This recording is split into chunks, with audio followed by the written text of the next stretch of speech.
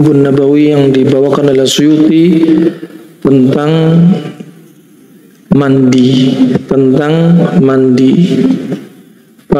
Lanjutan dari bab ini kita masuk al-qaul fil jima', yaitu bab tentang hubungan badan atau hubungan intim.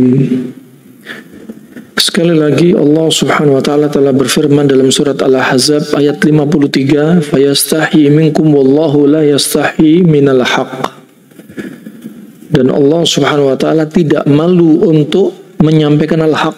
Dari al-haq Allah tidak malu. Juga Nabi telah bersabda, "Innallaha la yastahi minal haqq wa la ta'tu an-nisa fi adbarihin." Sesungguhnya Allah tidaklah malu dari perkara al-haq. Sekali lagi tentang jima' ini hak. Syariat juga membahas. Dan Allah tidak malu, Nabi juga nggak malu untuk menyampaikan hal ini walaupun di masjid. Justru ketika orang tidak disampaikan ilmu tentang hubungan badan, hubungan intim, berapa banyak manusia yang mendatangi perkara yang haram. Istrinya halal tapi mendatangi istrinya dari lubang duburnya, akramakumullah. Istrinya halal tapi mendatangi istrinya ketika haid dan nifas. Apalagi ketika sesama jenis, laki dengan laki, wanita dengan wanita, ada sebagiannya laki dengan hewan atau wanita dengan hewan, dan ini terjadi. Kenapa? Karena mereka nggak punya ilmu. Tapi Islam menyampaikan hal ini karena itu hak untuk disampaikan. Nah, sebagian manusia mengejek syariat seperti ta'addud fi zawaj, poligami. Mereka yang mengejek ternyata mereka adalah orang-orang yang sering melakukan perzinahan. Makanya perlu disampaikan rahimanallah jami'an. Qala As-Suyuti rahimallahu taala akhraja Ibnu Khuzaimah dalam sahihnya, wa Ibnu Sunni wa Ibnu Hibban wa Abu Nu'aim wal Hakim wal Baihaqi an Abi Sa'id Al-Khudri radhiyallahu an qala Rasulullah sallallahu alaihi wasallam, idza ata ahadukum ahlah thumma arada an yu'awida falyatawadda bainahuma wudu'an fa innahu anshatu lil 'audah. Fa rahimakumullah jami'an. Hadis ini juga diriwayatkan oleh Imam Muslim dalam mukhtasarnya, Al-Hakim dalam Mustadraknya, Abu Daud dalam Sunannya, At-Tirmidzi juga mengatakan hasanun sahih, wa Ibnu Majah wa kulluhum akhrajuhu anhu ma'ada al-jumlah al-akhirah qawlu fa innahu anshatu lil 'audah, kecuali pada kalimat anshatu lil 'audah. Adapun yang lainnya, lafaz para ulama sebutkan ini sama. Jikalau ada salah satu dari kalian ingin mendatangi keluarganya, istrinya, ingin mengulangi lagi mendatangi istrinya, kemudian katakan pingin ronde kedua, maka apa? Hendaklah dia berwudu di antara ronde 1 dan ronde 2. Dia berwudu, ya. Adapun kalimat yang terakhir ini, ya, fa'innahu ansyatu lil 'audah, karena alasannya apa? Ketika setelah mendatangi istrinya dan dia berwudu, maka yang demikian lebih mendatangkan semangat, kekuatan, ya, dibersihkan yang sebelumnya dari permisi akramakumullah alat vitalnya, kemudian dia berwudu, ya, maka itu akan lebih mendatangkan semangat untuk mengulanginya. Baik satu istri dia ingin wudhu lagi ronde 2 sama satu istri ini, maka itu untuk menambah semangat. Atau 2 istri, 3 istri, 4 istri, misalkan pengen satu malam sama wudhu, kemudian ke rumah lain wudhu, ke rumah lain wudhu lagi. Nah, yang demikian apa? Lebih mendatangkan kekuatan dan semangat. Wa akhraja Abu Ya'la dalam musnadnya, An Anas radhiyallahu anhu qala qala Rasulullah sallallahu alaihi wasallam idza jama'a ahadukum ahlahu falyusaddiqha fa in sabaqaha fala ya'jiluha. Naam. Dalam riwayat ini ada perawi namanya Baqiyah bin Walid, dia termasuk mudallis dan riwayatnya dengan an-anah. Ya, riwayatnya dengan an-anah. Maka hadis ini hadis yang berpenyakit mu'al. Arti hadisnya idza jama'a ahadukum falyusaddiqha fa in sabaqaha fala ya'jiluha. Jadi di antaranya kalau Anda mendatangi istri Anda juga jangan tergesa-gesa. Tunggu sampai istri Anda juga merasakan kesenangan apa yang dirasakan oleh Anda. Artinya sama-sama dalam keadaan pada puncak-puncaknya. Sama-sama usahakan klimaksnya. Nah, janda Anda jangan tergesa-gesa. Nah, biasanya kalau laki-laki tergesa-gesa, kemudian ya dia duluan, kemudian dia lemes, wanitanya kecewa. Dan kalau ini terulang atau berulang-ulang akan menyebabkan cintanya si istri berkurang bahkan pudar pada suaminya. Nah, ini rahimahumullah jami'an, maka walaupun nggak bisa nisbat kepada sunnah, termasuk hal yang baik, Anda jangan egois, melampiaskan syahwat Anda, mengeluarkan air mani Anda, mendahului istri Anda, kemudian Anda tidur nyaman, sedangkan istri Anda kecewa. Jangan. Nah, kalau laki-laki sekali cepat lelah, tapi kalau wanita bisa sekali, 2 kali, 30 kali pun masih bisa. Lelaki sekali untuk mengulangnya lagi butuh waktu. Gak seperti kondisi wanita. Karena apa? Permisi akramakumullah, dibutuhkan ereksi. Sedangkan wanita, ereksi tidak ereksi bisa didatangi. Lain halnya dengan lelaki. Wa akhrajal Bukhari dalam kitab atau dalam kitabul buyu bab syira'ud dawam wa Muslim an Jabir bin Abdullah radhiyallahu anhu qala li Rasulullah sallallahu alaihi wasallam atazawwaj wa qultu na'am. Rasulullah pernah bertanya kepada Jabir bin Abdullah, kamu udah nikah? Maka katanya Jabir, na'am. Faqala bikran. Nabi bertanya, apakah perawan? Kemudian bikran am thayban, perawan atau janda? Kemudian dijawab Jabir bin Abdullah, thayban, janda. Qala fahalla bikran tula'ibuha wa tula'ibu. Ya, alangkah baiknya kamu menikahi seorang perawan. Kamu bisa bermain-main dengan perawan itu, dan wanita perawan itu bisa bermain-main denganmu. Nah, asalnya demikian, seorang lelaki menikahi perawan, dan Jabir masih seorang perjaka, bukanlah duda. Alangkah baiknya dia menikahi perawan. Akan tetapi Jabir bin Abdullah diwasiati oleh bapaknya untuk menjaga saudari-saudarinya, adik-adiknya. Adik-adiknya banyak, rata-rata perempuan. Pak Jabir bin Abdullah sengaja tidak menikah dengan perawan karena untuk maslahat. Asalnya perjaka terbaik menikah dengan perawan. Tapi karena Jabir bin Abdullah punya hajah, keperluan, karena dia punya adik-adik perempuan, maka dia lebih memilih janda. Keuntungannya dari apa? Janda sudah biasa merawat anak. Kedua, janda ini tidak seperti adik-adiknya Jabir yang rata-rata perempuan. Karena kalau Jabir menikahi perawan juga khawatir sama kayak anak-anak ketemu anak-anak. Istrinya Jabir masih kekanak-kanakan, adiknya kekanak-kanakan. Nah, khawatir juga adik-adiknya cemburu. Nah, ini diantara hikmahnya. Makanya Jabir melihat maslahat, dia lebih memilih janda daripada perempuan. Juga diantaranya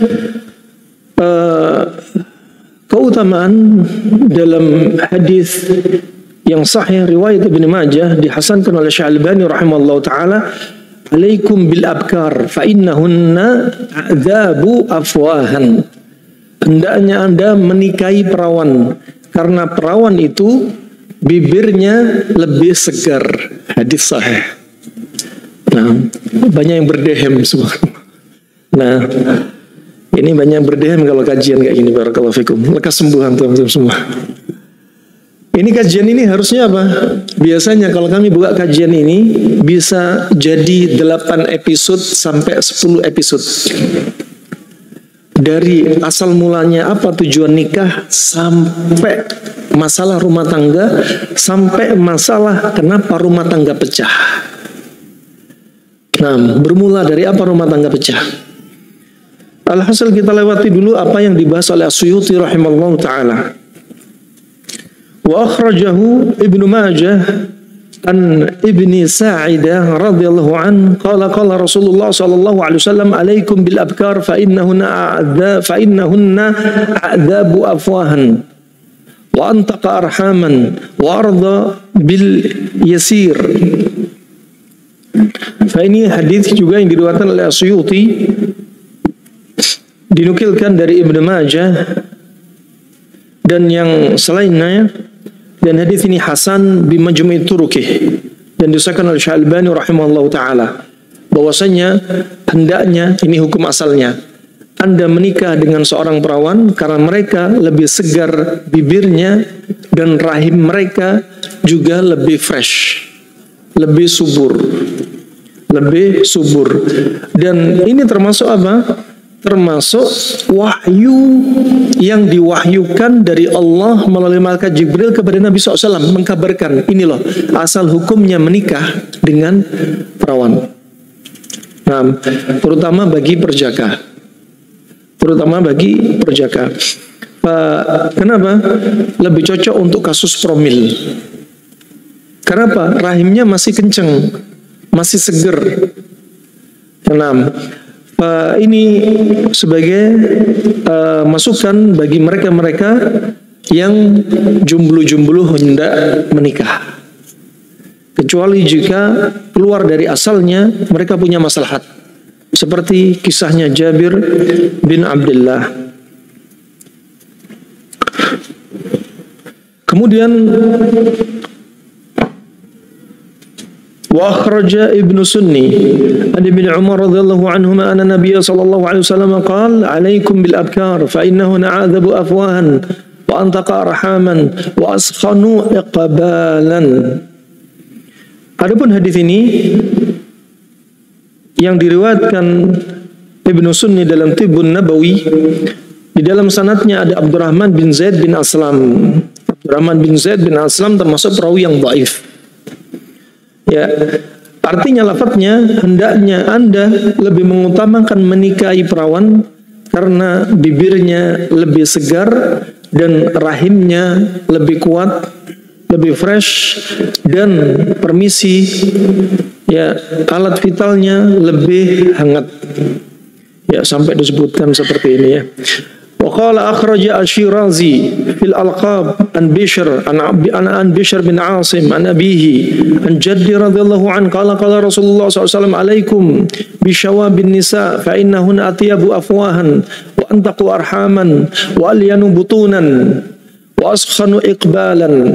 Ya, hadis ini diriwayatkan oleh Syirazi, ya, diriwayatkan oleh Syirazi dan lafadznya hampir sama, ya, wa antaku arhaman, rahimnya lebih antak. Artinya antak yaitu apa? Alyan, lebih lembek. Makanya kalau wanita sudah sering melahirkan, rahimnya semakin kaku-kaku, dinding rahimnya juga lebih keras. Nah, ini bedanya dengan dinding rahim perawan yang masih lembek. Kemudian wa akhraja ad-Dailami dalam musnadnya an Zaid bin Harithah radhiyallahu anhu anna Rasulullah sallallahu alaihi wasallam qala la tatazawwaj syahbara wala wala habra wala nahbara wala haidara. Ya, dari Zaid bin Haritha disebutkan dari beliau, tapi yang diriwayatkan Ad-Dailami tidak disebutkan sanadnya, dan dalam perawinya sanadnya tidak disebutkan, juga muallaq.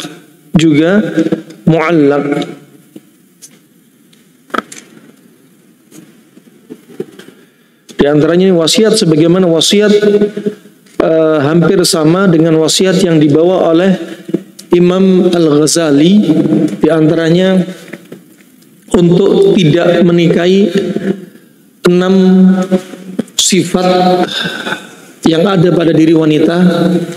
Ya, di antaranya wanita yang sering menyebutkan kejelekan suaminya, ya, wanita yang sering menyebutkan kebaikannya diri sendiri, dan seterusnya. Qala Al-Khattabi asy-syahbara ay zarqa al-badanah. Asy-syahbara di sini berkata Al-Khattabi dalam Gharibul Hadis lil Khattabi, ketika disebutkan bahwasanya Rasulullah SAW bersabda, tapi sekali lagi sanadnya di sini apa? Belum kami dapati sanadnya. Ya, menurut muallif belum didapati sanadnya. Isi lafadznya apa? La tatazawwaj syahbarah. Janganlah Anda menikahi syahbarah. Siapa itu syahbarah? Ay az-zarqa al-badanah. Badannya warnanya kebiruan. Badannya warnanya kebiruan. Biasanya kalau badan warna kebiruan, ya, kalau dalam ilmu pengobatan biasanya darahnya kotor, banyak timbul sumbatan-sumbatan. Wal habarah, al-habarah yaitu at-tawilah al-mahzalah, zarqa, hitam kebiruan juga. Kemudian al-habarah yaitu apa? At-tawilah al-mahzulah. Ya, dia tinggi, melengking, tapi apa? Badannya kurus, kering. Nah, wan nahbarah, an-nahbarah al-qasirah ad-damimah. Atau sebaliknya pendek banget tapi sifatnya tercela. Wal haidarah, al-haidarah ay al-ajuz al-mudabbirah. Al-haidarah adalah nikah dengan wanita tua renta, ya, tapi bikin orang apa? Gak senang sama dia, bikin berpaling dari diri dia. Wa akhraja Ibnu Asakir fi tarikhi an Abdullah bin Buraidah, disebutkan dalam tarikhnya, juga dalam Al-Ahkam An-Nabawiyah fi Sina'at Tibbiyah, juga At-Tibbun Nabawi Ibnu Al-Qayyim. Berkata Abdullah bin Buraidah, yang bagi lirajuli ayata'ahada min nafsihi thalathan, seyogianya bagi seorang lelaki untuk dia merutinkan, untuk dia menjaga dirinya dari 3 hal. Yang bagi lahu alla yada al-mashi, seyogianya bagi dia untuk tidak meninggalkan jalan kaki. Fa in ihtaja ilaihi yauman yaqdiru alaih, ya, kalau bisa, ya, setiap hari atau hari-harinya dia mampu untuk melakukan hal ini, jalan kaki. Kemudian wayang bagilahu alla yada al-akla fa inna am'a'ahu tadhiq, ya, dan seyogianya dia tidak meninggalkan urusan makan. Artinya dia kebanyakan terlalu ekstrim puasa, terlalu sering, ataupun walaupun nggak puasa dia jarang banget makan. Ini berarti seperti orang-orang yang modelnya ekstrim kiri terhadap makanan. Ya, kalau ekstrim kanan kebanyakan makan, ekstrim kiri dia nggak mau makan, atau terlalu sedikit urusan makannya dia. Kalau sering dia meninggalkan makan, baik puasa ataupun nggak puasa, tapi jarang banget makannya, maka apa? Usus dia akan menyempit, kering dan menyempit. Biasanya kalau usus kering terjadi seringnya pada orang-orang yang sering sedih berlebihan. Orang kalau sedih berkepanjangan, ususnya menyempit, kering. Bahkan rahimnya ikut kering. Ciri-ciri rahim kering disebutkan Abul Hasan Al-Baghdadi dalam kitabnya Al-Mughni yang meninggal pada tahun 345 Hijriah, 425 Hijriah. Dia mengatakan ciri-ciri rahim kering, permisi akramakumullah, setiap setelah hubungan badan mesti dia nyeri. Kenapa? Sering terjadi perlecetan karena rahimnya pun ikut kering. Yang ketiga, wayang bagilahu alla yada'al jima. Yang ketiga, tidak seyogianya bagi dia untuk meninggalkan jima. Jima itu perkara yang penting, apalagi bagi kaum lelaki. Ya, urusan lelaki itu yang pertama adalah urusan ranjang. Kalau sudah lelaki dikasih ranjang, dia gak akan rewel. Kalau urusan wanita, urusannya harta. Kalau wanita sudah dikasih harta, dia nyaman dengannya. Nah, ini asalnya ya dominannya kaum lelaki urusan ranjang dan wanita urusannya harta. Kaum lelaki kalau dia jarang hubungan intim, laki-laki ini jarang hubungan intim, maka seperti apa disebutkan oleh Ibnu Qayyim rahimahullah wa ta'ala sebagaimana dalam kitabnya Zadil Ma'ad fi Hadi Khairil Ibad, beliau sebutkan ya fa innal bi'ra idza lam tunzah dhahaba ma'uha. Sesungguhnya air kalau nggak dikuras, nggak diambil air di sumur itu, maka sumber air akan mampet, berhenti. Misalkan di sawah ada sumur, ini pemilik sumur pelit, ada teman-temannya, tetangga-tetangganya pemilik sawah pengen ngambil air, semua dilarang. Kalau air stuck, nggak dikuras, maka sumber air yang ada di bawah tanah ini akan mampet dengan sendirinya. Sama, air mani Anda kalau nggak sering dibuang, maka pabrik air mani akan berhenti mampet. Makanya air mani diproduksi 3 hari sekali. Ketika jarang dikeluarin, lama-lama stuck, dia nggak produk. Siapa yang salah? Diri kita sendiri. Terlalu sering dibuang, bakal kelelahan pabriknya, maninya bakal terlalu encer. Nggak pernah dikeluarkan, maninya lama-lama akan membatu, mengeras, dan pabriknya akan berhenti. Makanya antara ekstrem kanan, ekstrem kiri. Ini rahimani rahimakumullah, jamaah yang perlu diperhatikan. Berkata Muhammad bin Zakaria, disebutkan Ibnu Qayyim juga, mantarakal jima' muddatan tawilan dha'ufat quwa a'sabihi wansaddat majariha wa taqallasa dzakaruh. Barang siapa meninggalkan hubungan intim dalam waktu yang panjang, maka kekuatan sarafnya akan lemah. Terjadilah sumbatan-sumbatan di dalam saluran tersebut, dan alat vitalnya akan menyusut, mengkeret. Permisi akramakumullah. Coba ulama menjelaskan begitu detail. Kenapa? Karena ini urusan apa? Turunan. Ya, Anda nggak boleh membatasi. Justru banyak anak. Nah, justru banyak anak. Nah, ini yang dibanggakan oleh Nabi SAW di Yaumul Qiyamah nanti. Makanya di sini disebutkan oleh para ulama hal-hal yang menyebabkan Anda bermasalah, Anda jadi mandul, Anda nggak sehat. Nah, kemudian alhamdulillah jami'an,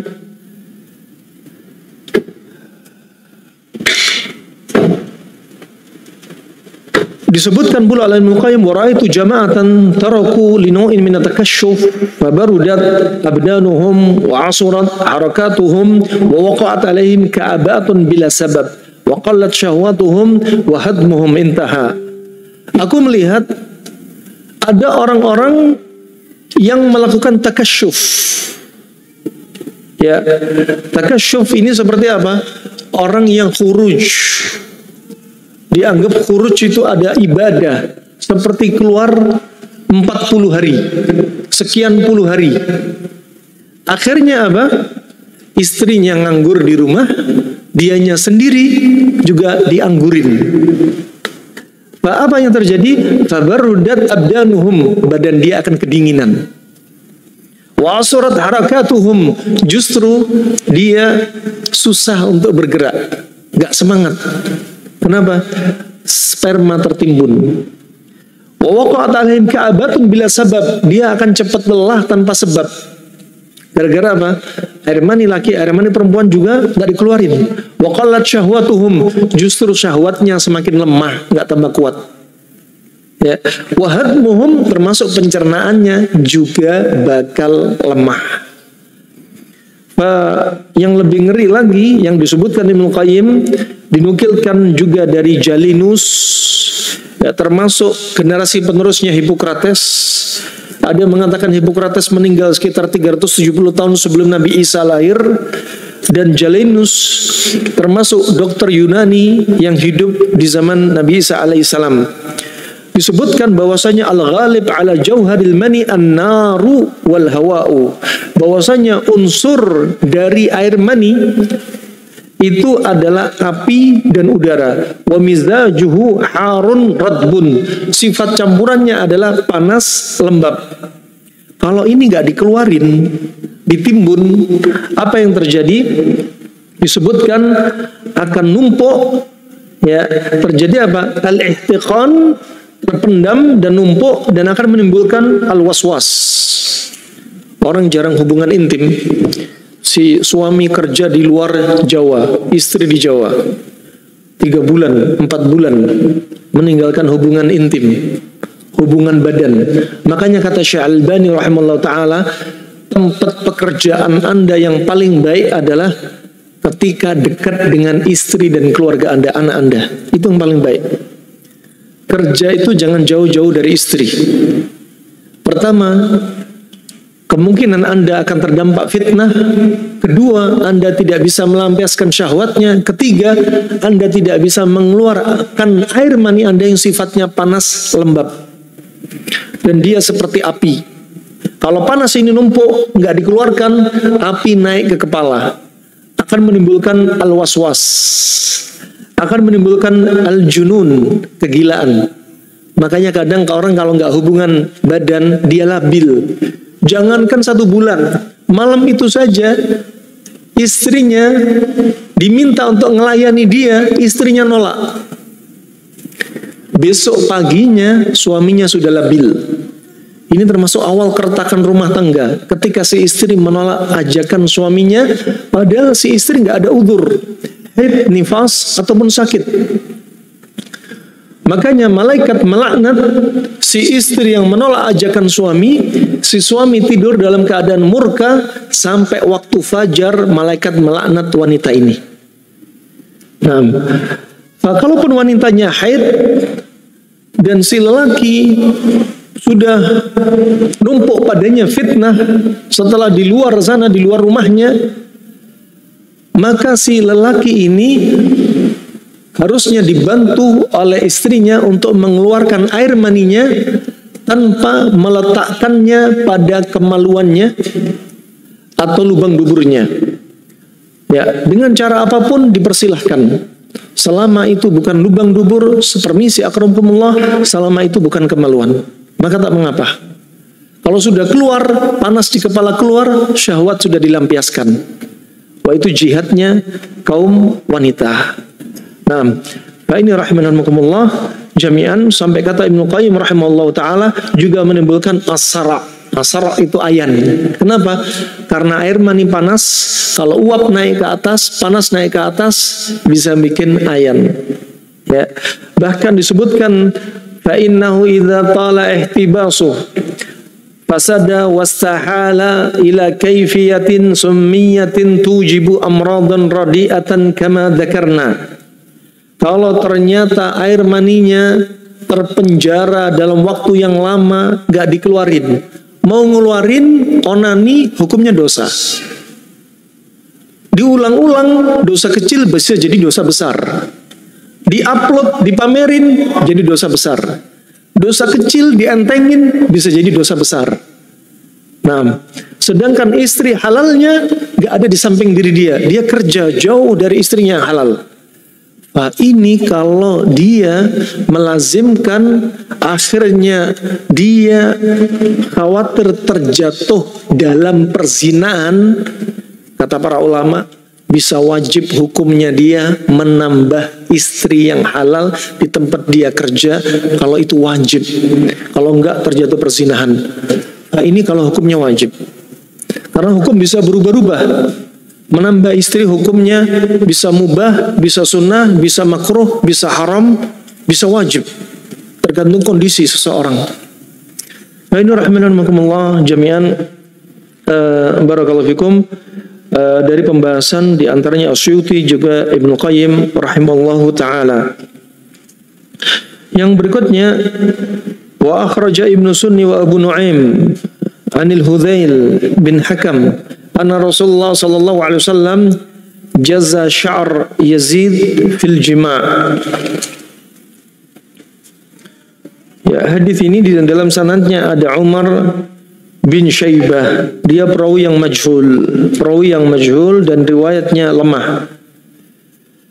Wa akhraja Ibnu Najjar fi tarikhihi an Anas radhiyallahu an qala Rasulullah sallallahu alaihi wasallam la yujami'na ahadun minkum wa bihi huknun min khala fa innahu yakunu minhu al-bawasir wa la yujami'na ahadukum wa bihi huknun min al-baul fa inna minhu yakunu an-nawasir.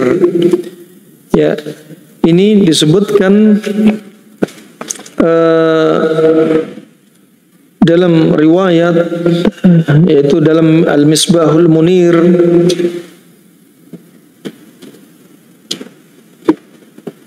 wallahu alam dengan sanadnya, ya, wallahu alam dengan sanadnya. Dan makna dari hadis ini yaitu apa? Janganlah Anda berhubungan badan dalam keadaan pasangannya itu sedang menahan diri untuk BAB. Karena yang demikian akan menyebabkan al-bawasir. Al-bawasir, ambeien, wasir, yang nampak dari luar, benjolan. Wala yujami'na ahadukum, dan janganlah salah seorang dari Anda mendatangi pasangannya dalam keadaan dia menahan air pipis, menahan BAK. Fa inna minhu yakunu an-nawasir, karena demikian akan menyebabkan dia kena nawasir. Nawasir jamak dari nasur, bawasir jamak dari basur. Kalau orang sedang menahan BAK, kemudian dia lakukan hubungan intim, hubungan badan, maka akan kena nasur atau nawasir, yaitu apa? Wasir tapi dari dalam. Kalau menahan BAB akan terjadi wasir tapi dari luar yang timbul benjolan. Itu namanya basur. Kalau dari dalam namanya nasur. Kalau lagi menahan BAB, dipaksa hubungan badan, maka yang menahan BAB akan kena basur, ambeien yang nonjol. Kalau lagi menahan BAK, dipaksa hubungan badan, akan timbul nasur, yaitu wasir tapi dari dalam. Yang pembuluh darah tiba-tiba pecah walaupun gak ada benjolan.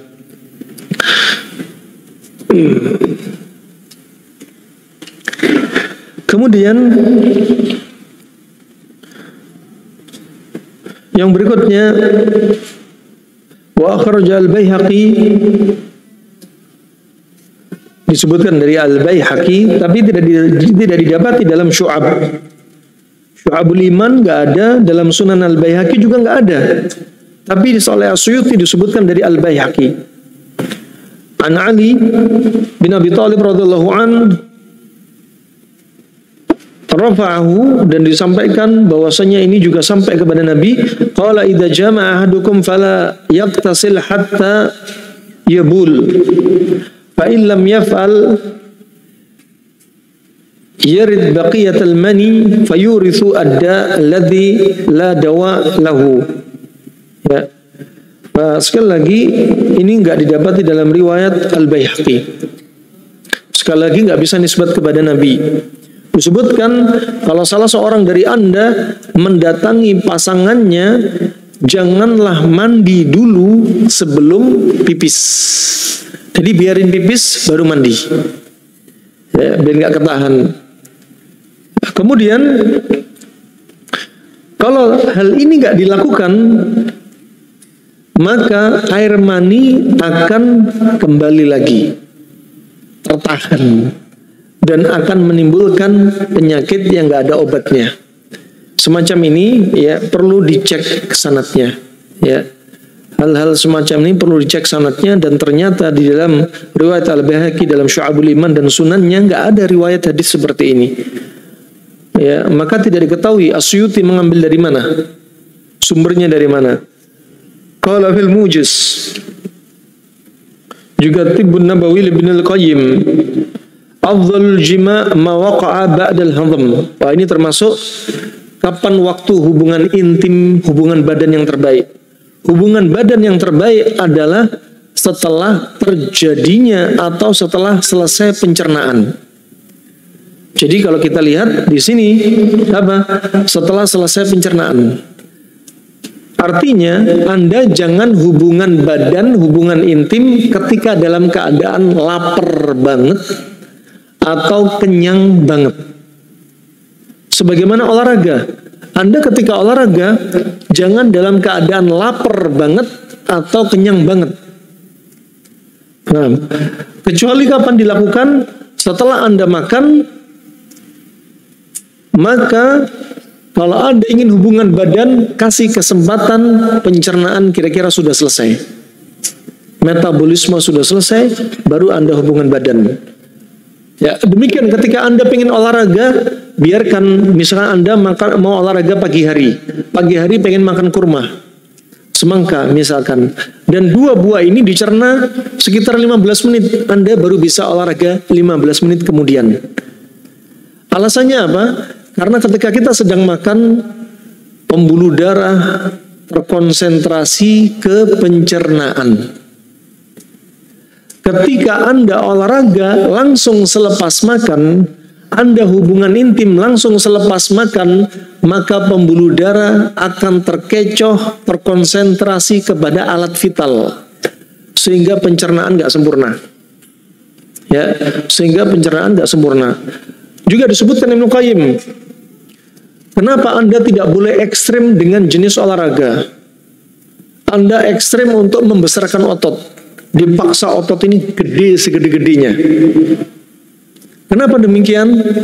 Karena porsi darah ke otak akan berkurang, sehingga mengurangi daya ingat, daya hafalan, daya konsentrasi. Coba wasiatnya para ulama. Nah, makanya olahraga jangan terlalu ekstrim. Ekstrim kanan, waktu olahraganya terlalu lama. Ekstrim kanan, jenis olahraganya terlalu berat. Ekstrem kiri tidak pernah olahraga. Nah ini rahmanakumullah jami'an. Kemudian wa inda i'tidali al-badani fi harri wa bardih wa rutubatih wa yabusatih. Dan dia hubungan badan dalam keadaan dia itu seimbang. Tubuhnya nggak terlalu panas, nggak terlalu dingin, nggak terlalu lembab, nggak terlalu kering. Wa khala'ih, juga perutnya nggak terlalu kosong. Wamtila'ih, perutnya juga nggak terlalu kenyang. Fa in waqa'a khata', kalau terjadi hubungan badan dan dalam keadaan dia salah, ya, fadhararuhu inda imtila'il badan, maka yang lebih bahaya ketika kapan? Ketika badannya, perutnya penuh dengan makanan, dia langsung hubungan badan, maka menimbulkan bahaya lebih besar. Yang kedua, ya, wa hararatih, atau badan dia terlalu panas, hawanya panas, badan juga terlalu panas. Wa rutubatih, ya, warutubatihi ashal min khalaihi wa bardih. Ya, dan badan dia yang lembab itu lebih mending daripada perutnya kosong dan badannya dingin, wa yubusatih dan badannya kering. Wa innama yang bagi ayu jami' idza qawiyat asyahwa wa hasala al-intishar at-tam. Ini yang berikutnya, tips bagi suami istri. Anda hubungan badan itu kayak apa sih yang paling baik? Apakah harus rutin tiap hari? Apakah sesuai umur? Kalau pengantin baru usia 20 tahun, 30 tahun, seminggu itu bisa 4 kali, 5 kali. Ketika usia 30 tahun, 40 tahun, sepekan itu bisa 3 kali atau 2 kali. 40 tahun ke 50 tahun bisa sepekan sekali. Ya, 60 tahun ke atas bisa 2 pekan sekali. Apakah seperti itu? Udah harus. Mau ngafalin rumus kayak gini, riuh. Pokoknya kepingin langsung datang itu.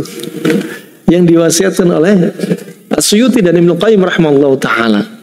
Dan Ibnu Qayyim dalam kitabnya Tibbun Nabawi banyak mengambil faedah. As-Suyuti dalam kitabnya Tibbun Nabawi banyak menukilkan dari Ibnu Qayyim dari kitab Tibbun Nabawi atau Zadil Ma'ad fi Hadi Khairil Ibad. Dikatakan oleh beliau As-Suyuti yang mengambil sumbernya dari Ibnu Qayyim, hendaknya hubungan badan itu dilakukan ketika sedang syahwat sedang naik-naiknya. Ketika syahwat sedang menggelegar, sedang melonjak, maka saat itulah panas pada tubuh sudah nyebar. Saat itulah hubungan badan yang terbaik. Makanya jangan jauh-jauh dari istri ketika kerja. Karena ketika syahwat Anda naik, istri Anda nggak ada di samping Anda, bahaya. Kalau numpuk gini terus, yang halal nggak ada, kalau sampai terjatuh pada yang haram, wah ini bahaya. Terjatuh pada haram karena takut sama si istri. Mending cari yang halal, takut sama Allah daripada takut sama istri. Ini mindset dirubah. Nah, subhanallah, jadi untuk promil yang terbaik caranya dengan ini. Kapan syahwat naik menunjukkan air mani laki sedang subur-suburnya. Syahwat wanita naik, saat itu air mani wanita juga dalam keadaan sebaik-baiknya dan rahim sebaik-baiknya. Wah, ini yang terbaik. Jadi nggak harus pasang target harus sepekan sekian kali. Ini hanya teori-teori kira-kira. Paling enak kalau kita lihat konsep kedokteran Arab klasik, sehat itu mudah, sehat itu murah. Ilmunya juga mudah, simple, gampang difahami, gampang dipraktekin. Kalau syahwat naik, datengin pasangan hidup Anda. Kalau Anda mau promil, pakai cara ini. Ya, kapan syahwat naik berarti sedang baik-baiknya. Kalau ada orang punya masalah kesuburan, ya, kadang dia syahwatnya nggak naik-naik. Ya, menunjukkan juga air maninya terlalu encer. Bahkan ada yang azoosperma, oligosperma, nggak ada air mani sama sekali. Ya, kemudian juga spermanya kalau jalan lambat. Ya, kemudian juga punya 2 ekor dan lain sebagainya, nggak sehat. Makanya disebutkan Nabi, diriwayatkan Suyuti dalam pertemuan sebelumnya, juga riwayat Imam Muslim, air mani laki-laki harusnya apa? Disebutkan Nabi, ghalid, abyad ghalid, putih kental.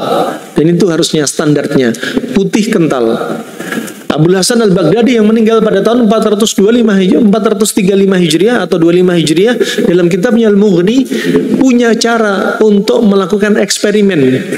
Mereka belum punya laboratorium mikroskop, baru ketemu kurun ke-19 Masehi. Di zaman lalu nggak ada, tapi mereka nggak kehabisan akal. Apa yang mereka lakukan?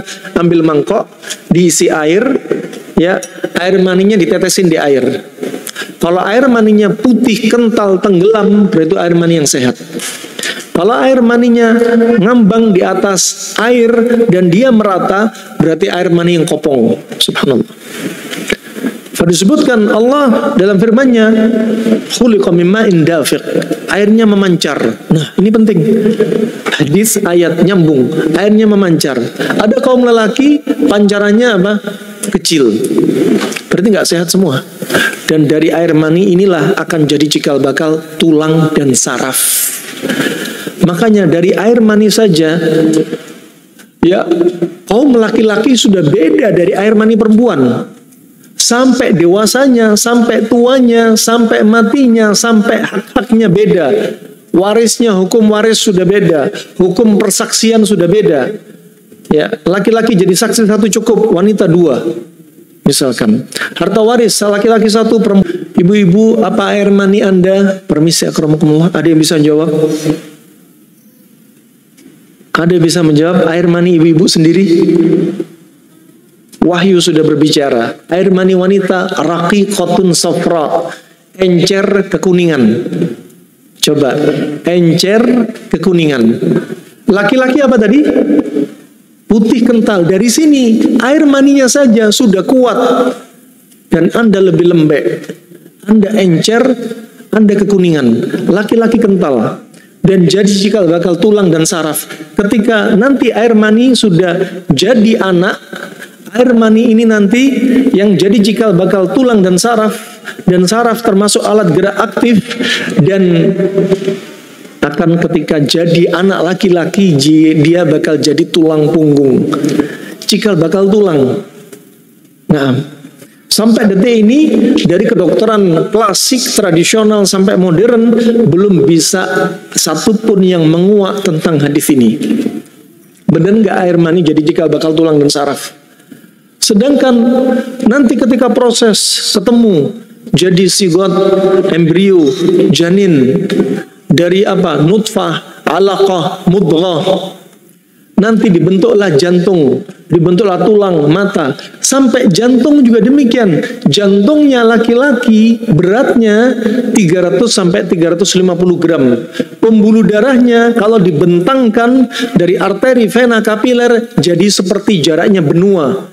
Jaraknya pembuluh darah laki-laki bisa sekitar 70.000 sampai 90.000 atau 100.000 kilometer pembuluh darahnya. Jantungnya wanita hanya 250 sampai 300 gram. Kalau dibentangkan pembuluh darah wanita, panjangnya bisa 60 sampai 80.000 kilometer. Laki-laki jelas beda. Nah, nggak sama semuanya, dari air maninya pun sampai gedenya sampai meninggalnya beda. Wanita air maninya apa? Kekuningan dan encer, dan dia akan jadi cikal bakal apa? Lahm wadam, daging dan darah. Makanya wanita jangan pernah mengangkat suara di hadapan suami. Rendahkan suara Anda. Wanita jangan pernah sombong di hadapan suaminya dan mengancam cerai. Mas, aku sudah tidak suka dengan dirimu. Aku sudah kecewa dengan dirimu. Ceraikan aku, mas. Ku bawa semua anakku, mas. Karena anakku adalah darah dan dagingku. Dengan hadis ini, Anda akhirnya menjawab, tunggu dulu, dek. Jangan sombong, dek. Aku juga punya saham, dek. Anak kita juga bagian tulang dan sarafku. Rahimahullah jami'an. Ini rahimahullah. Di antaranya untuk promil itu tadi. Ketika Anda sedang promil, pola makan dijaga, pola pikir dijaga, istirahat dijaga. Kalau Anda kerja terus, laki perempuan, air mani bakal stres. Mani laki, mani perempuan. Kalau Anda sedang punya pikiran stresor, suami istri stres, air mani laki, mani perempuan juga stres. Kalau pola makan Anda kacau, lifestyle Anda jelek, air mani juga akan rusak. Kalau darah kotor rusak. Darah hitam pekat bisa karena makanan, bisa karena psikis, bisa karena gangguan pola tidur, bisa juga karena gangguan non medis. Ini akan berdampak kemandulan. Nah, ini rahimahullah, jam yang perlu diperhatikan. Makanya semua perlu dijaga. Maka untuk promil, ya, kalau dari untuk mengentalkan air mani laki, air mani perempuan, jaga pola makan Anda, jaga istirahat Anda, jaga pola pikir Anda, ya. Kalau ada kasus non medis, lakukan ruqyah dan seterusnya, zikir pagi petang. Kemudian yang berikutnya, pakai cara ini, lakukan hubungan badan ketika syahwat sudah naik, baru lakukan. Menunjukkan apa? Alarm Anda sedang dalam kondisi sehat-sehatnya air mani laki, air mani perempuan. Jadi nggak harus pakai sepekan harus sekian kali, usia 20 sampai 30, usia 30 40 sekian kali, nggak harus. Simple aja. Kapan syahwat naik, lakukan. Mau setiap hari naik terus, berarti kental terus. Kalau ternyata sepekan nggak kental-kental, ya berarti nggak keluar syahwat yang naik. Nah, karena dia sifatnya panas. Karena dia sifatnya panas. Sama seperti disebutkan Ibnu Qayyim, kapan olahraga terbaik? Durasinya kapan? Apakah olahraga itu harus setengah jam, harus 1 jam? Ternyata para ulama simpel. Kenapa? Ulama sangat perhatian dengan kesehatannya. Mereka punya waktu yang mahal, mencatat ibadah, menghafal, berdakwah. Mereka tetap olahraga, tapi olahraganya nggak ngabisin waktu. Bagaimana standar olahraga menurut mereka? Olahraga sampai warna kulit kemerahan, sampai keringet keluar, udah selesai. Nggak harus olahraga harus 1 jam. Jenis olahraganya harus seperti ini, nggak harus. Sekarang kalau dikatakan harus 1 jam, lihat dulu olahraganya apa? Lari, angkat beban, renang, ya, atau sepeda, memanah, lihat beda-beda. Alhasil kulit warna kemerahan, keringat keluar, kata Ibnu Qayyim, sudah cukup menunjukkan peredaran darah Anda sudah lancar. Gak perlu ekstrim kanan. Olahraga, ya, berjam-jam. Sekali olahraga, katakan goes dari Cisauk sampai puncak PP, ngabisin waktu. Nah, kemudian jenis olahraganya, Masya Allah, angkat beban, sekali angkat 200 kilo misalkan. Wah, ini terlalu berat, ekstrim. Olahraga, nih yang penting, kalau ada mengatakan olahraga menyita waktu Anda, salah. Kalau ada yang bilang gak sempat olahraga, salah. Olahraga itu simpel, gerak sebentar, yang penting keluar keringat, kulit warna kemerahan. Ya, sehingga apa? Kalau Anda katakan olahraga itu minimalnya setengah jam 1 jam, tunggu dulu untuk siapa? Untuk anak kecil, wanita, untuk orang sehat, orang sakit, untuk kakek, nenek, ya beda-beda. Makanya paling masuk akal sampai kulit kemerahan, kemudian keluar keringat, selesai. Anak kecil olahraga sebentar, keringetan. Orang yang kurus olahraga bentar, keringetan. Orang yang obesitas olahraga butuh waktu lebih lama, baru keluar keringat dan kulitnya warna kemerahan. Ini sangat masuk akal teorinya para ulama. Begitu pula hubungan badan. Gak perlu pakai sekian kali. Tunggu dulu. Semua orang beda-beda. Ada orang yang maninya encer. Jangan bilang sepekan 3 kali, walaupun usianya 20 tahun. Tunggu sampai syahwat naik. Menunjukkan spermanya terbaik kondisi sperma ketika syahwatnya naik. Kemudian dan hubungan intim, hubungan badan apa? Allati laisa an takalluf. Enggak perlu membebani diri. Demi menjaga cinta suami istri harus hubungan badan tiap hari. Salah. Itu membebani diri sendiri. Ya, atau promil akhirnya tiap hari. Salah, malah incar spermanya. Wala fikrah, wala mustahsin, ataupun mendatangi pasangan hidupnya ngayal. Dia mendatangi pasangan hidupnya ngayal dengan wanita yang lain, biar syahwatnya bisa naik. Kenapa? Istrinya sudah nggak dicintai lagi. Ini justru maksiat. Bakal apa? Nggak didapati hakikat cinta. Nah, kenapa? Makanya, sebagaimana disebutkan oleh seorang ulama salaf, ya, disebutkan atqakum aqwa bainakum fil firash, ya, orang yang paling kuat di antara kalian, paling kuat di atas ranjang adalah orang yang paling takwa. Semakin Anda menundukkan pandangan, semakin Anda menundukkan pandangan Anda dari apa yang haram untuk Anda lihat atau Anda fikirkan, maka Anda termasuk orang yang paling kuat di atas ranjang. Lihat para ulama, ya, bahkan istri mereka apa? Sudah kewalahan. Kenapa? Mereka orang bertakwa, orang kuat. Ya, jarang di antara mereka istrinya satu.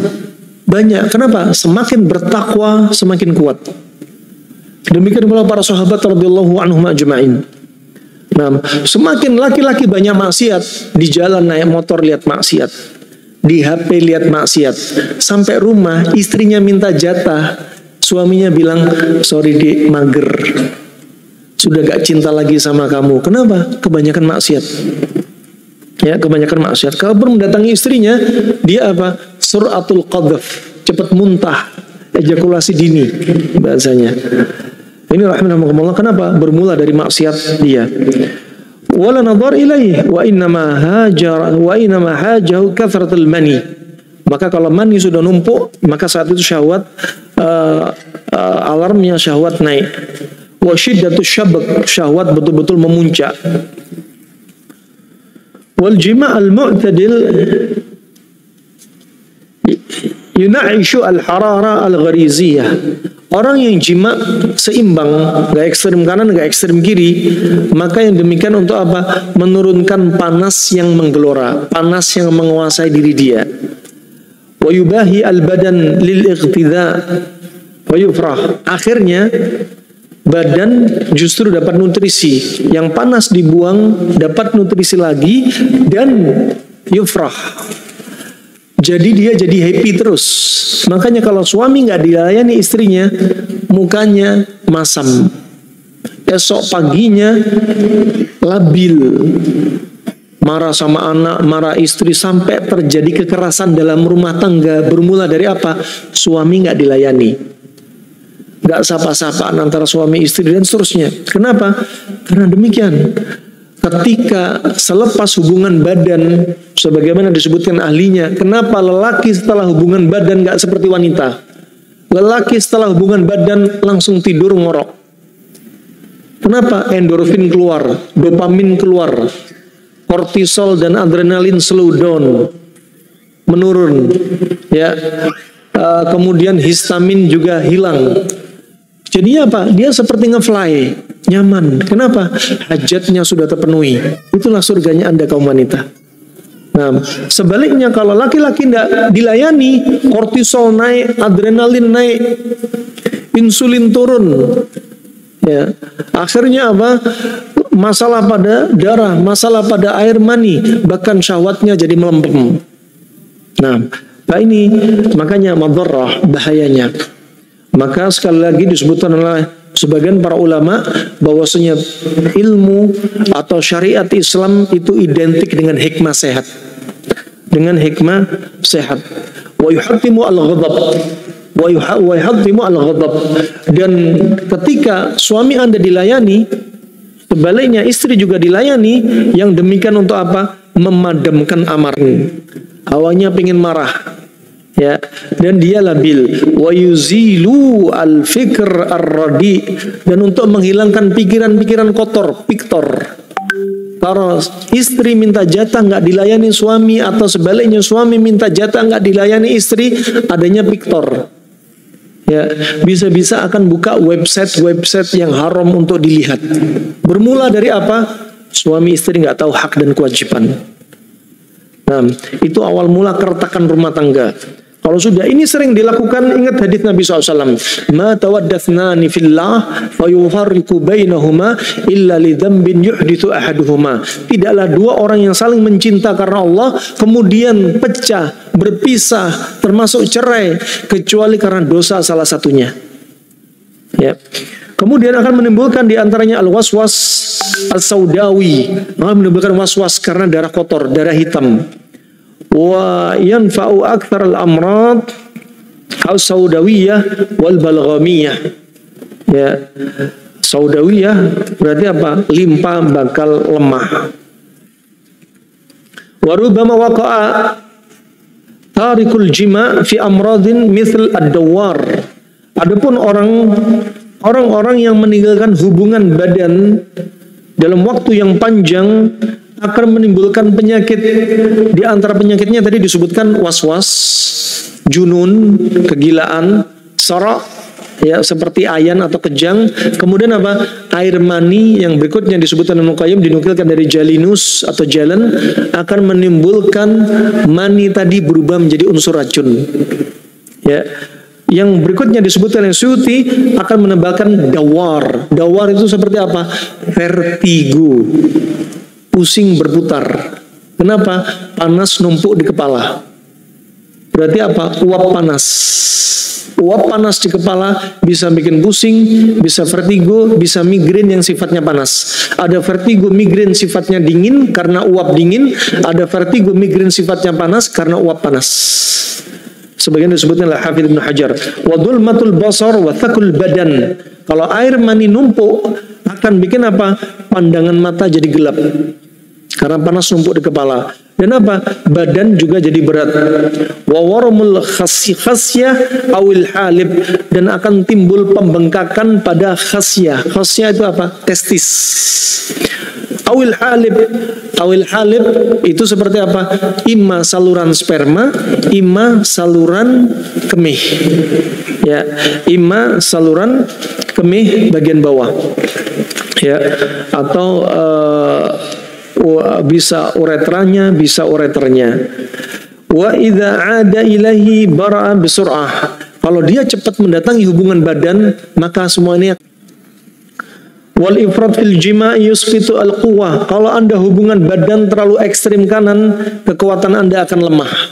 Orang terlalu ekstrim hubungan badan terus, lama-lama tenaganya hilang, sarafnya lemah, atrofi otot, ya, badan-badan jadi mengecil. Wa yadhurru al-asab, saraf menjadi lemah. Wa yuqi'u fir ra'syah, terjadilah tremor. Kenapa? Tenaga sudah banyak hilang. Tenaga api tempatnya di ginjal.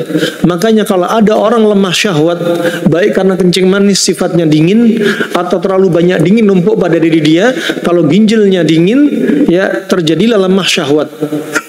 Terjadilah lemah syahwat.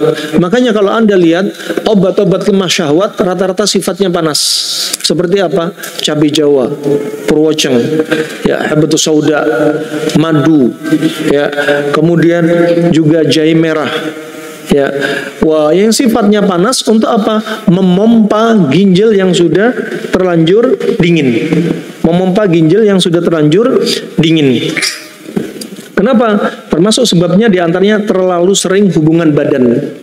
Kalau api sudah lemah, tremor, kaki juga lemes, ya, pencernaan juga lemah, hafalan juga lemah, ya, kemudian apa? Daya ingat juga lemah. Kemudian dia akan menjadi pemalas.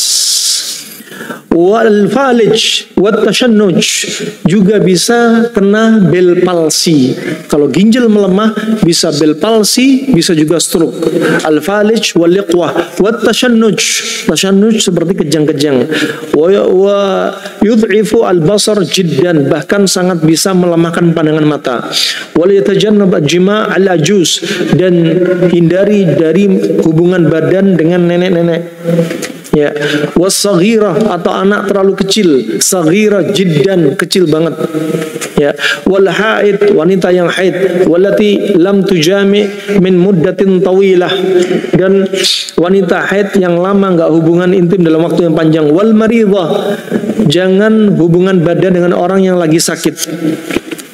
Wal qabihal mandhar, jangan hubungan badan dengan orang yang enggak enak dipandang. Ya. Hubungan badan sama apa?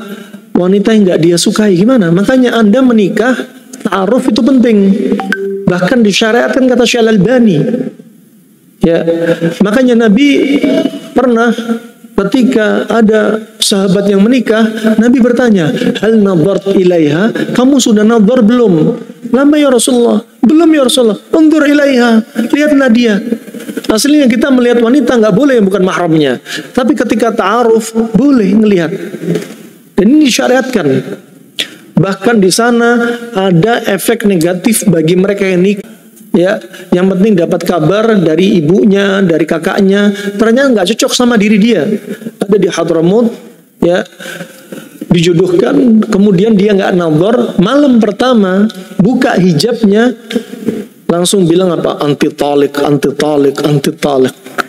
Nah, ada di Kuwait, sampai kami baca waktu itu di koran dari Kuwait, ya, malam pertama ini masya Allah wanita ini matanya tajam, menunjukkan kalau hidungnya mancung, mata dengan mata sudutnya sempit. Kalau kita kan enggak, orang Asia lebih jauh ke jarak ke sana kemari, menunjukkan hidung kita enggak semancung mereka, dan wajahnya kelihatan tirus. Ketika dibuka hijabnya malam pertama, anti talik, anti talik. Kenapa? Wanitanya punya kumis dan jenggot. Kebanyakan apa? Kebanyakan hormon testosteron. Dan terjadi seperti ini. Makanya disyariatkan nazar. Lihat, kalau sudah Anda mencintai wanita, menikah dengan wanita, tapi Anda nggak cintai, Anda nggak takjub dengan dia, dilihat aja nggak enak. Wah, ini apa? Bakal apa? Jadi rumah tangga nggak sehat, juga hubungan suami istri nggak sehat. Wal bikr, ya, termasuk berikutnya wal bikr. Kemudian fakullu dzalika yutifu bil khasiyah. Ya, adapun al bikr yang benar justru dianjurin nikah dengan bikr atau perawan. Wa jima'ul mahbuba yasurru wa yuqillu id'afuhu ma'a kathrati istifraghi al mani. Ya. Dan hubungan badan dengan wanita yang dicintai itu akan membuat orang riang gembira. Bahkan ini termasuk resep anti-aging, resep glowing, yaitu apa? Menikahi wanita yang Anda cintai atau menikah lagi. Itu resep anti-aging. Tapi kalau menikah lagi dapat wanita yang nggak cocok, jadi dia cintai, ya, maka ini akan jadi faktor aging, cepat tua. Nah, makanya Nabi mengajarkan doa, Allahumma inni a'udzubika min zaujin tushayibuni qabla al-mashib. Ya Allah, lindungilah aku ya Allah dari istri yang membuatku tua sebelum masanya, aging sebelum masanya. Gara-gara apa? Istri yang bikin stres suami. Makanya doa. Kalau antum dapat istri kayak gini, doa biar istri antum berubah. Kalau jomblo belum dapat, ya doa biar gak dapat seperti ini. Nah, jangan dipikir wanita juga gak stres dengan suami. Juga ada wanita keluar uban dini, tua dini, gara-gara tingkah laku suaminya juga ada.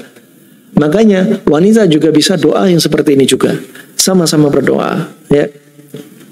Wa idza ashkala al-jima', dan mendatangi hubungan badan orang yang dicintainya itu betul-betul bisa mengeluarkan air maninya dengan sempurna, mendapatkan kelezatan, puncak kelezatan, dan dia akan menjadi orang yang riang gembira.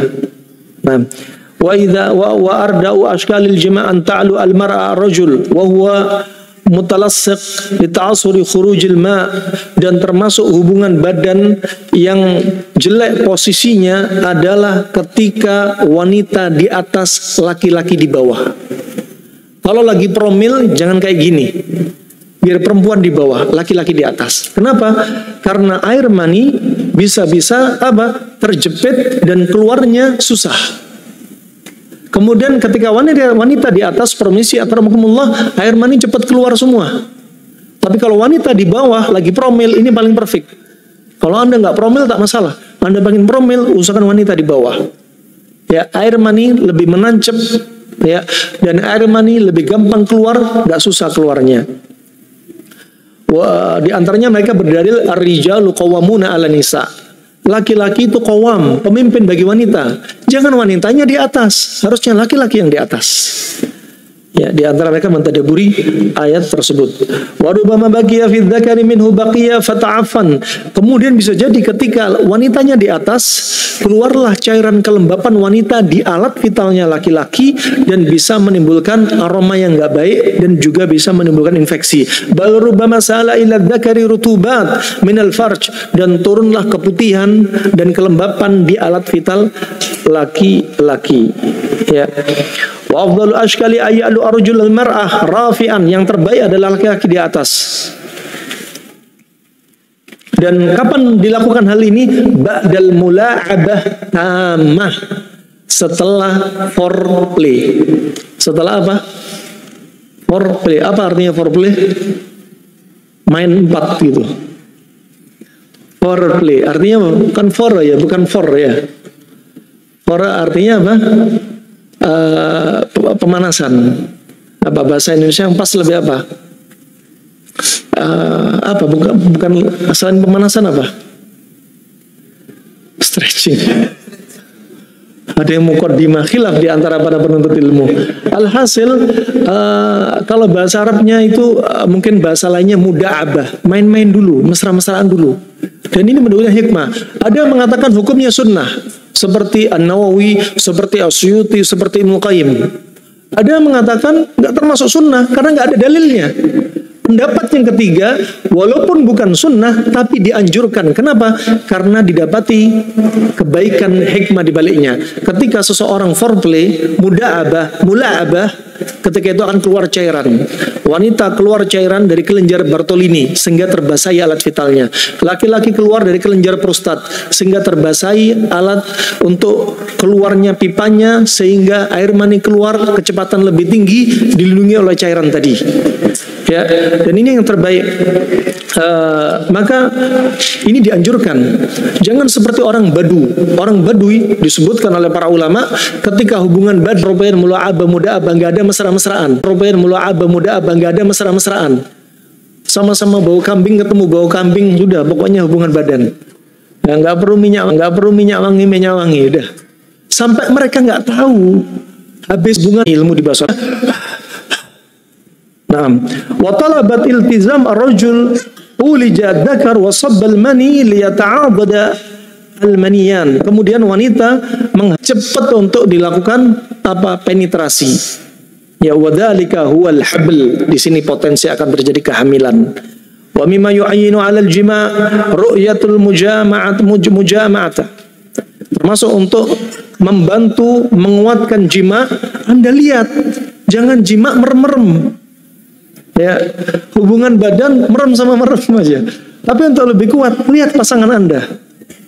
Nah, lihat pasangan Anda. Wa nadhara ila tusafid al-hayawanat. Dan Anda lihat di antaranya al-hayawanat juga demikian melakukan al-hayawanat, ya. Wa qira'atul kutub wal musannafah, selain Anda lihat hewan-hewan bagaimana mereka hubungan badan. Ya.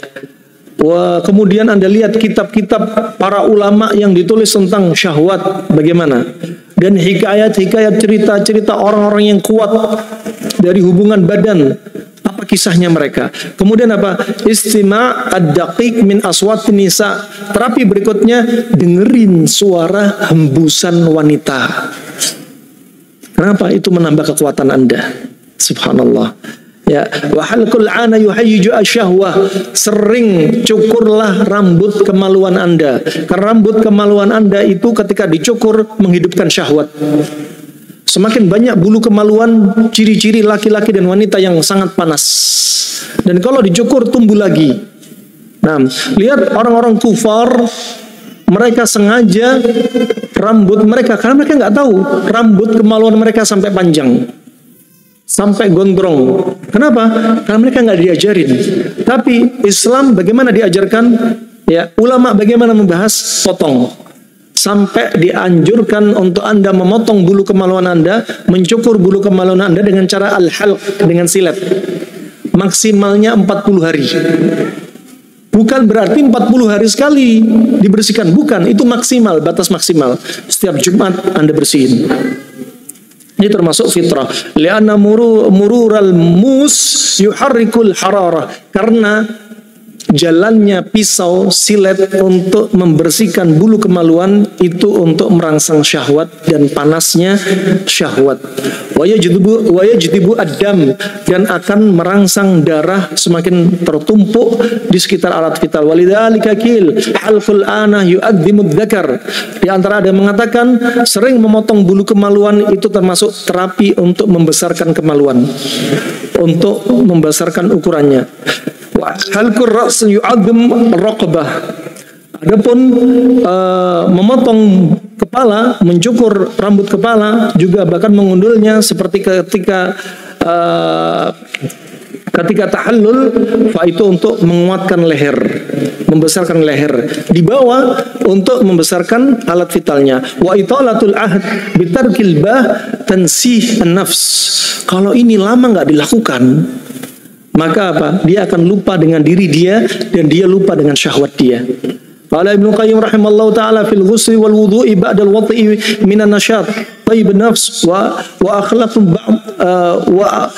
akhlaqu ba'dhi ma tahallul bil jima' wa kamal adh-dhuhr wan nadhafa wa ijtima' al-hal al-gharizi ila dakhil al-badani ba'da intishari bil jima' ma huwa ahsan at-tadbir fil jima' wa hafidh as-sihha wal quwwah fihi. Alhasil kata Ibnu Qayyim rahimallahu taala, ya, bahwasanya mandi, wudu setelah hubungan badan itu termasuk untuk membangkitkan semangat, untuk menjadikan hati yang baik, ya, akhlak yang baik, ya, dengan melalui jima ini, dan dia termasuk wujud pensucian diri dan kebersihan, penjagaan kebersihan, dan juga terkumpul padanya sifat panas yang menumpuk sampai badan dia, dan kekuatan tubuh dia muncul dari seluruh penjuru tubuh dia sehingga bisa mendatangi jima lagi pada pasangannya untuk mengulanginya, dan di sanalah terjaga kesehatan. Wallahu a'lam bishawab. Ini bisa kami sampaikan, ya, dari pembahasan As-Suyuti fi Tibbin Nabawi. Jam berapa? 11.43. Lanjut apa ya? Lanjut aja deh, ya. Mana Pak Agus? Bagus ada. Kasih tahu Pak Agus kalau perlu langsung pertanyaannya. Lanjut aja. Di sini aja kali ya. Di sini. Setelah itu baru bisa. Setelah nanti pada jam kita ke situ. Ya, kasihan.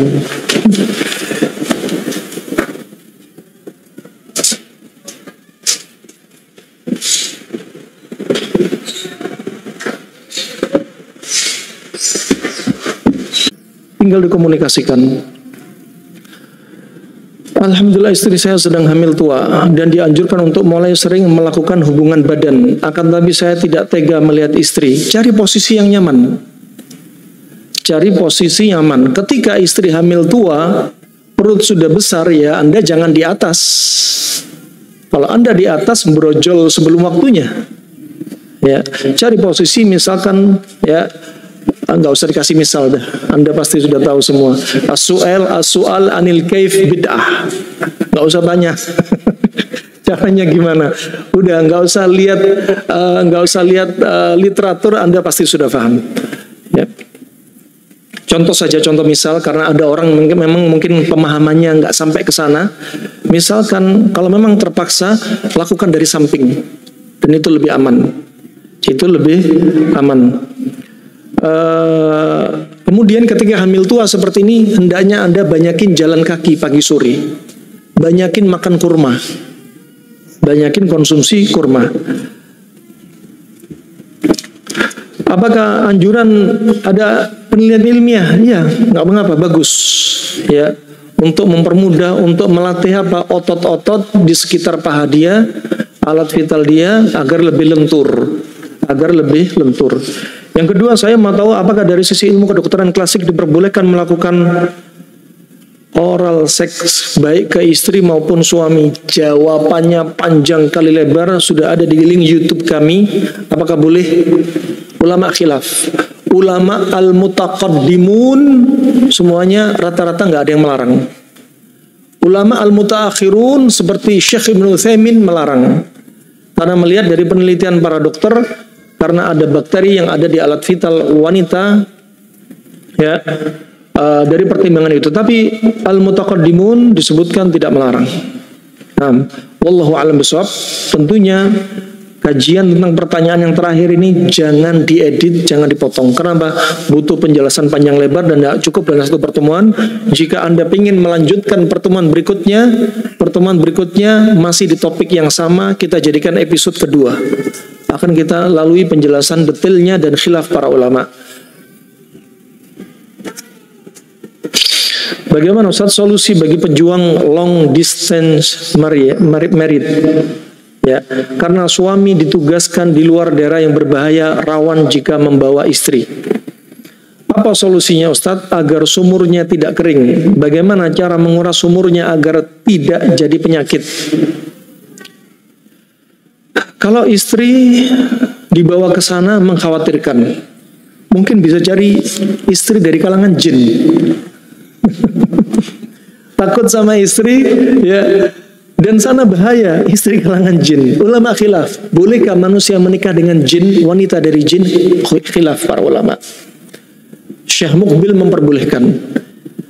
Muridnya sendiri Syekh Muhammad Al-Imam tidak memperbolehkan. Kenapa? Karena jin bisa berubah wujud. Ya, ketika muncul kepada suaminya manusia, mungkin dia wujudnya berubah jadi wanita yang cakep. Ketika nggak ketemu suaminya, mungkin wujud aslinya baru nongol. Nah, itu diantaranya. Tapi nggak ada satu dalil pun disebutkan para ulama tentang larangannya. Adapun mereka hanya melihat keumuman dalil, wa min ayatihi an khalaqalakum min anfusikum azwajan litaskunu ilaiha. Dan masuk tanda kekuasaan Allah, Allah menjadikan Anda berpasang-pasangan. Laki dengan wanita. Dari pasangannya, manusia sama-sama ini laki dan wanita, tapi manusia dengan jin. Atau laki dan wanita, tapi manusia sama hewan. Atau laki ketemu laki, wanita ketemu wanita, keluar dari keumuman ayat. Tapi nas sareh yang menunjukkan dalil khusus tidak ada. Dan banyak kisah nyata terjadi orang di masa silam sampai detik ini terjadi pernikahan antara manusia dan jin. Dan anaknya manusia. Kenapa? Jin kalau nongol di hadapan kita, dia bisa kita pukul, dia bisa kita rantai, dia bisa kita ikat, dia bisa kita bunuh, dan bahkan kalau suka sama suka, dia bisa dinikahi, karena bisa disentuh. Alhasil apa solusinya? Fattaqullah mastata'tum. Bertakwalah kepada Allah semampu Anda. Mungkin Anda bisa melobi atasan Anda untuk mungkin pulang, ya, 2 pekan sekali atau 4 pekan sekali, ya, atau sebaik-baik solusi bagi Anda. Nah, paling enak kalau Anda takut seperti ini, takut, ya, mau nambah istri takut, ya, mau bawa istri takut, mau nikah sama jin takut, ya, mending resign aja. Nah, alhasil Anda paling tahu solusinya, Anda lebih paham, ya. Fattaqullah mastata'tum. Bertakwalah kepada Allah semampu Anda. Karena memang banyak teman-teman kerja seperti di laut, ya, sebulan 2 bulan sekali baru pulang. Ini udah bertakwa kepada Allah semampunya. Nah, kalau saya pribadi terus terang, sepekan saja saya lama-lama saya tidak kuat. 2 pekan itu udah puncak. Lebih dari 2 pekan lebih bisa junun nih kepala. Nah, kalau mau touring, ajak sekalian touring. Kalau lama. Nah, ini rahimahumullah jami'an. Sekali lagi, Anda paling tahu, dan sebaik-baik Anda mengambil solusi, lihat ketakwaan Anda. Benarkah tidak boleh hubungan intim jika di kamar tersebut ada anak yang sedang bubuk? Ya. Alhasil, anak sedang bubuk, lihat umur juga. Ada anak-anak yang deep sleep. Kadang ada anak yang bubuk tapi dengar suara desahan didengar mereka. Ya. Kadang anak bubuk tapi ruangannya gelap. Ya. Alhasil kalau kita lihat, ya, yang jelas jangan dalam keadaan Anda hubungan badan terang-terangan di hadapan mata mereka. Ya. Anda jangan terang-terangan di hadapan mereka. Kalau ada larangan khusus dalam syariat, nggak ada larangan khusus. Apalagi anak masih kecil, kadang nggak mau dipisah, maunya tidur bareng. Adapun orang-orang barat, kebiasaan mereka, anak 1 tahun sudah dipisah kamar. Makanya banyak anak mereka diganggu sama jin. Nah, sekali lagi Anda lihat al-madharrah.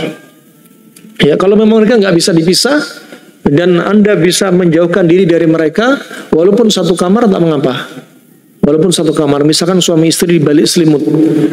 Kalau ada anaknya tidur, ya diempet suara desahannya.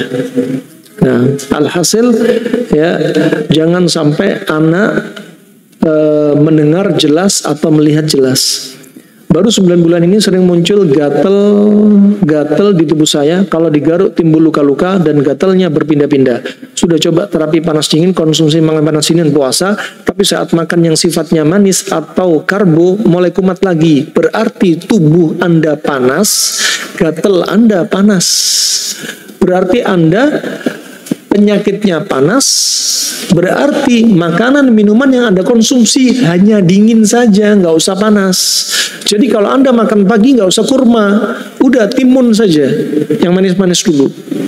Ya, sayurnya timun, nasi di stop dulu selama 1 pekan sampai 2 pekan. Ganti apa? Labu kuning, albina. Lauk hewaninya yang panas-panas di stop. Ayam, bebek, kambing, onta, kelinci, kuda, kuningnya telur, dihentiin dulu. Ikan asin, seafood, dihentiin dulu. Protein hewaninya dingin-dingin, ya. Ikan segar, ya. Kemudian daging sapi, putih, telur, misalkan. Nah, pengganti nasinya labu kuning. Ini sudah jadi obat. Kalau konsumsi herbal, cari herbal yang sifatnya dingin. Misalkan minum teh bidara. Minum teh bidara. Kemudian, apakah ada obat yang harus saya konsumsi? Makanan yang Anda makan, Anda punya panas, Anda makan dingin, itu sudah obat Anda. Anda menjauhi pantangan yang panas, itu sudah obat Anda. Untuk memperkuat reaksinya, tambah herbal yang sifatnya dingin. Seperti apa? Minum teh bidara. Jangan minum jahe merah. Ya, bakal tambah parah. Apakah diperbolehkan istri, mohon maaf, memasukkan alat vital suami? Sudah dibahas. Seperti oral sex, ya. Nanti kalau mau detail di pertemuan berikutnya kita buat episode kedua. Karena mau tanya kenapa dengan bertambahnya umur nafsu makan porsinya sedikit? Iya, wajar. Makanya ketika usia 40 tahun ke atas, jangan pernah merasa diri Anda sweet 17. Makanya masih ngaco. Jangan, kurangi. Gigi sudah koyak, mata sudah plus, kulit sudah mulai nekuk-nekuk, keriput, kalau ketawa matanya sudah ada garis-garisnya. Nah, jadi apa? Anda harus tahu diri. Gigi mulai ada yang lepas. Ini tanda, alarm bahwa pencernaan Anda sudah lemah. Wajar kalau Anda nggak nafsu makan seperti dulu lagi.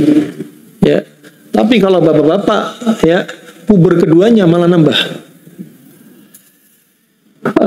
Makanan apa sebaiknya dimakan dan dihindari bagi pralansia akhwat yang sering sakit pada kedua lututnya? Ibu-ibu, mereka nggak seperti bapak, mereka hamil. Hamilnya ini kalsium diambil sama si janin. Ya, banyak yang diambil oleh janin. Kedua, kadang ibu-ibu ketika hamil berat badan ini neken sehingga lutut kena. Ya, berikutnya kalau kalsium kurang, potensi terjadi osteoporosis. Ya, berarti apa? Untuk menguatkan kontur tulang Anda konsumsi tulang. Tulang apa? Tulang rawan ikan hiu. Anda bisa konsumsi glukosamin. Kalau obat dokter, kalau pakai makanan obat, pakai gamat, tripang, timun laut, sea cucumber. Ya, itu untuk memadatkan massa tulang Anda. Kemudian kalau cairan sendi Anda sudah kering, Anda buat resep sayur salad atau salad sayur dikonsumsi sekitar 4 hari sampai 7 hari. Anda pakai lobak putih, tomat, wortel, timun, sawi putih, cincang-cincang. Kalau takut pestisida direndam dulu sekitar 10 menit, 15 menit dengan perbandingan cuka apel atau cuka yang buah-buah yang lainnya 2 sendok dan airnya 1 liter.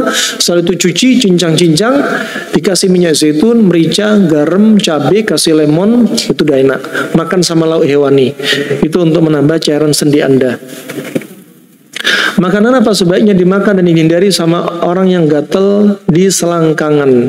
Lihat, gatal karena lembab atau gatal karena kering. Kemudian jadikan pasangannya sebagai obat. Biasa ada wanita yang obesitas atau laki-laki obesitas sehingga paha ketemu paha kalau jalan. Paha ketemu paha, pakai permisi celana dalam, akhirnya keringetan. Ini kelembapan sering numpuk. Jadinya apa? Jadi jamuran. Obatnya apa?